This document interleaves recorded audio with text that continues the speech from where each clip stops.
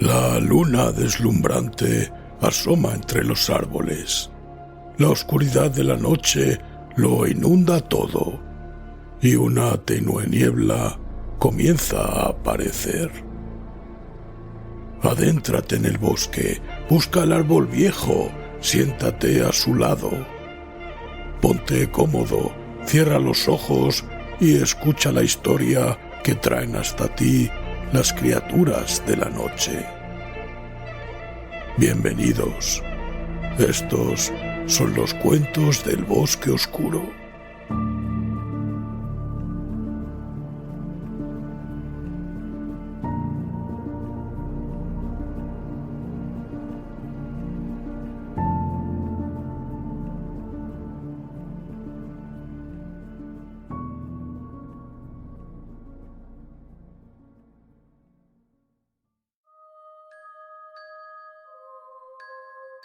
Si te gusta lo que hacemos, recuerda suscribirte.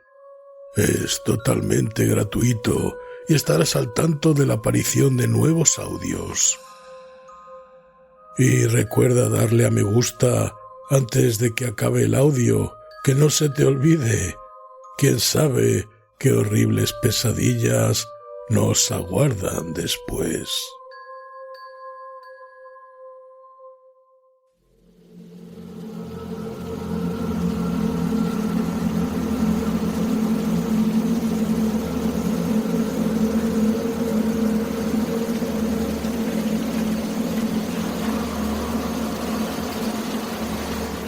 Metzengerstein, de Edgar Allan Poe.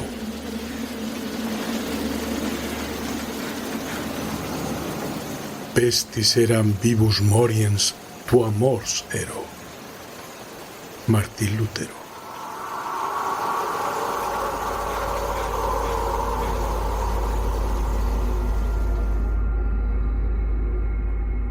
El horror y la fatalidad han estado al acecho en todas las edades. ¿Para qué entonces atribuir una fecha a la historia que he de contar? Baste decir que en la época de que hablo existía en el interior de Hungría una firme aunque oculta creencia en las doctrinas de la metempsicosis. Nada diré de las doctrinas mismas, de su falsedad o su probabilidad. Afirmo, sin embargo, que mucha de nuestra incredulidad, como lo dice La Bruyère de nuestra infelicidad, bien de ne pouvoir être sols. Pero en algunos puntos la superstición húngara se aproximaba mucho a lo absurdo. Diferían en esto por completo de sus autoridades orientales. He aquí un ejemplo.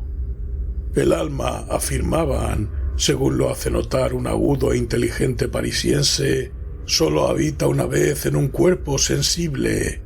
Por lo demás, un caballo, un perro, incluso un hombre, no es más que una imagen poco tangible de esos animales. Las familias Berlifitzing y Metzengerstein hallábanse enemistadas desde hacía siglos. Jamás hubo dos casas tan ilustres separadas por su hostilidad tan letal. El origen de aquel odio parecía residir en las palabras de una antigua profecía. Un augusto nombre sufrirá una terrible caída cuando, como el jinete en su caballo, la mortalidad de Metzengerstein triunfe sobre la inmortalidad de Berlifitzing. Las palabras en sí significaban poco o nada, pero causas aún más triviales han tenido, y no hace mucho, consecuencias memorables. Además, los dominios de las casas rivales eran contiguos y ejercían desde hacía mucho una influencia rival en los negocios del gobierno. Los vecinos inmediatos son pocas veces amigos, y los habitantes del castillo de Berlifitzing podían contemplar, desde sus encumbrados contrafuertes, las ventanas del palacio de Metzengerstein. La más que feudal magnificencia de este último se prestaba muy poco a mitigar los irritables sentimientos de los Berlifitzing, menos antiguos y menos acaudalados. ¿Cómo maravillarse entonces de que las tontas palabras de una profecía lograran hacer estallar y mantener vivo el antagonismo entre dos familias ya predispuestas a querellarse por todas las razones de un orgullo hereditario? La profecía parecía entrañar, si entrañaba alguna cosa, el triunfo final de la casa más poderosa, y los más débiles y menos influyentes la recordaban con amargo resentimiento. Wilhelm, conde de Berlifitzing, aunque de augusta ascendencia, era en el tiempo de nuestra narración un anciano inválido y chocho que sólo se hacía notar por una excesiva cuanto inveterada antipatía personal hacia la familia de su rival y por un amor apasionado hacia la equitación y la caza, a cuyos peligros ni sus achaques corporales ni su incapacidad mental le impedían dedicarse diariamente. Friedrich, barón de Metzengerstein, no había llegado en cambio a la mayoría de edad. Su padre, el ministro G., había muerto joven y su madre, Lady Mary, lo siguió muy pronto. En aquellos días, Friedrich tenía 18 años. No es esta mucha edad en las ciudades, pero en una soledad, y en una soledad tan magnífica como la de aquel antiguo principado, el péndulo vibra con un sentido más profundo. Debido a las peculiares circunstancias que rodeaban la administración de su padre, el joven varón heredó sus vastas posesiones inmediatamente después de muerto aquel. Pocas veces se había visto a un noble húngaro dueño de semejantes bienes. Sus castillos eran incontables. El más esplendoroso, el más amplio, era el Palacio Metzengerstein. La línea limítrofe de sus dominios no había sido trazada nunca claramente, pero su parque principal comprendía un circuito de 50 millas. En un hombre tan joven, cuyo carácter era ya de sobra conocido, semejante herencia permitía prever fácilmente su conducta venidera. En efecto, durante los 3 primeros días, el comportamiento del heredero sobrepasó todo lo imaginable y excedió las esperanzas de sus más entusiastas admiradores. Vergonzosas orgías, flagrantes traiciones, atrocidades inauditas, hicieron comprender rápidamente a sus temblorosos vasallos que ninguna sumisión servil de su parte y ningún resto de conciencia por parte del amo proporcionarían en adelante garantía alguna contra las garras despiadadas de aquel pequeño Calígula. Durante la noche del 4º día estalló un incendio en las caballerizas del castillo Berlifitzing, y la opinión unánime agregó la acusación de incendiario a la ya horrorosa lista de los delitos y enormidades del varón. Empero, durante el tumulto ocasionado por lo sucedido, el joven aristócrata hallábase aparentemente sumergido en la meditación de un vasto y desolado aposento del palacio solariego de Metzengerstein. Las ricas, aunque desvaídas colgaduras que cubrían lúgubremente las paredes representaban imágenes sombrías y majestuosas de 1000 ilustres antepasados. Aquí, sacerdotes de manto de armiño y dignatarios pontificios, familiarmente sentados junto al autócrata y al soberano, oponían su veto a los deseos de un rey temporal o contenían con el fiat de la supremacía papal el cetro rebelde del archienemigo. Allí, las atezadas y gigantescas figuras de los príncipes de Metzengerstein, montados en robustos corceles de guerra que pisoteaban al enemigo caído, hacía sobresaltar al más sereno contemplador de su expresión vigorosa. Y otra vez aquí, las figuras voluptuosas como de cisnes de las damas de antaño flotaban en el laberinto de una danza irreal al compás de una imaginaria melodía.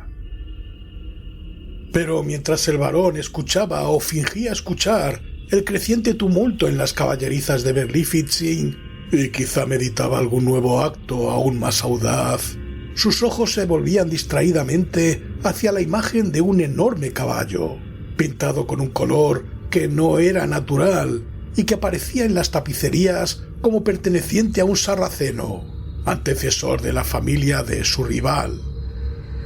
En el fondo de la escena, el caballo permanecía inmóvil y estatuario, mientras aún más lejos su derribado jinete perecía bajo el puñal de un Metzengerstein. En los labios de Frederick se dibujó una diabólica sonrisa al darse cuenta de lo que sus ojos habían estado contemplando inconscientemente. No pudo, sin embargo, apartarlos de allí. Antes bien, una ansiedad inexplicable pareció caer como un velo fúnebre sobre sus sentidos. Le resultaba difícil conciliar sus soñolientas e incoherentes sensaciones con la certidumbre de estar despierto. Cuanto más miraba, más absorbente se hacía aquel encantamiento y más imposible parecía que alguna vez pudiera alejar sus ojos de la fascinación de aquella tapicería.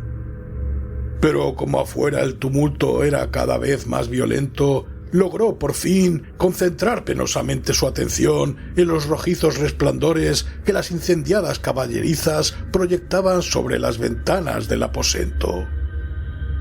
Con todo, su nueva actitud no duró mucho, y sus ojos volvieron a posarse mecánicamente en el muro.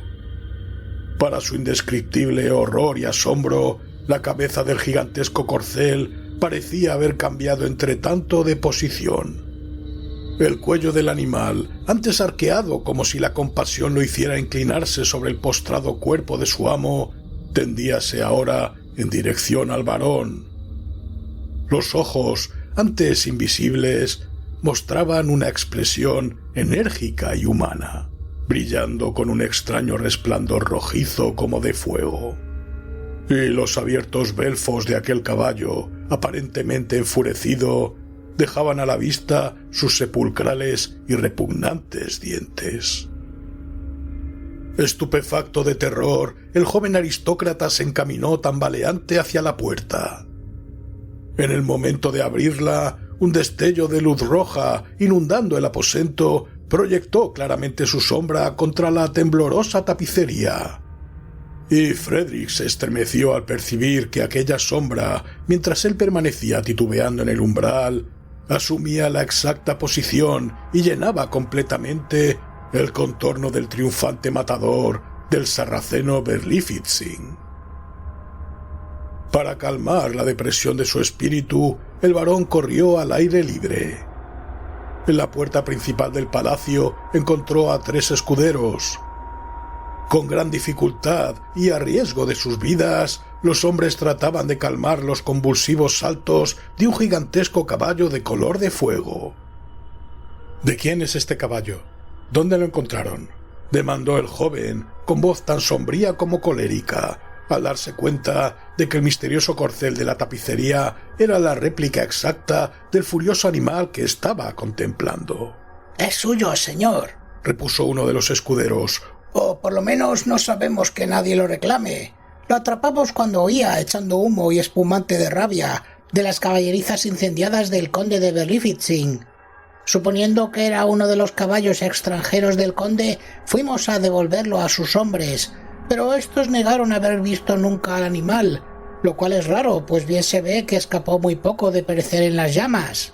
«Las letras WVB están claramente marcadas en su frente», interrumpió otro escudero. «Como es natural, pensamos que eran las iniciales de Wilhelm von Berlifitzing, pero en el castillo insisten en negar que el caballo les pertenezca». «Extraño, muy extraño», dijo el joven varón con aire pensativo y sin cuidarse al parecer del sentido de sus palabras. «En efecto, es un caballo notable, un caballo prodigioso, aunque como observan justamente tan peligroso como intratable. Pues bien, déjenmelo», agregó luego de una pausa. «Quizá un jinete como Frederick de Metzengerstein sepa domar hasta el caballo de las caballerizas de Berlifitzing». «Se engaña, señor. Este caballo, como creo haberle dicho, no proviene de las caballadas del conde. Si tal hubiera sido el caso, conocemos demasiado bien nuestro deber para traerlo a presencia de alguien de su familia». «Cierto», observó secamente el varón. En ese mismo instante, uno de los pajes de su antecámara vino corriendo desde el palacio, con el rostro empurpurado. Habló al oído de su amo para informarle de la repentina desaparición de una pequeña parte de las tapicerías en cierto aposento, y agregó numerosos detalles tan precisos como completos. Como hablaba en voz muy baja, la excitada curiosidad de los escuderos quedó insatisfecha. Mientras duró el relato del paje, el joven Frederick pareció agitado por encontradas emociones. Pronto, sin embargo, recobró la compostura, y mientras se difundía en su rostro una expresión de resuelta malignidad, dio perentorias órdenes para que el aposento en cuestión fuera inmediatamente cerrado y se le entregara al punto la llave. ¿Ha oído la noticia de la lamentable muerte del viejo cazador Berlifitzing?, dijo uno de sus vasallos al varón, quien después de la partida del paje seguía mirando los botes y las arremetidas del enorme caballo que acababa de adoptar como suyo, y que redoblaba su furia mientras lo llevaban por la larga avenida que unía el palacio con las caballerizas de los Metzengerstein. «No», exclamó el varón, volviéndose bruscamente hacia el que había hablado. «¿Muerto, dices?» «Por cierto que sí, señor, y pienso que para el noble que ostenta su nombre no será una noticia desagradable». Una rápida sonrisa pasó por el rostro del varón. «¿Cómo murió?» «Entre las llamas, esforzándose por salvar una parte de sus caballos de caza favoritos». «¿De verdad?», exclamó el varón, pronunciando cada sílaba como si una apasionante idea se apoderara en ese momento de él. «¿De verdad?», repitió el vasallo. «Terrible», dijo serenamente el joven, y se volvió en silencio al palacio. Desde aquel día, una notable alteración se manifestó en la conducta exterior del disoluto barón Frederick de Metzengerstein. Su comportamiento decepcionó todas las expectativas, y se mostró en completo desacuerdo con las esperanzas de muchas damas, madres e hijas casaderas. Al mismo tiempo, sus hábitos y manera de ser siguieron diferenciándose más que nunca de los de la aristocracia circundante. Jamás se le veía fuera de los límites de sus dominios, y en aquellas vastas extensiones parecía andar sin un solo amigo, a menos que aquel extraño e impetuoso corcel de ígneo color que montaba continuamente tuviera algún misterioso derecho a ser considerado como su amigo. Durante largo tiempo, empero, llegaron a palacio las invitaciones de los nobles vinculados con su casa. ¿Honrará el varón nuestras fiestas con su presencia? ¿Vendrá el varón a cazar con nosotros el jabalí? Las altaneras y lacónicas respuestas eran siempre: Metzengerstein no irá a la caza, o Metzengerstein no concurrirá. Aquellos repetidos insultos no podían ser tolerados por una aristocracia igualmente altiva. Las invitaciones se hicieron menos cordiales y frecuentes, hasta que cesaron por completo.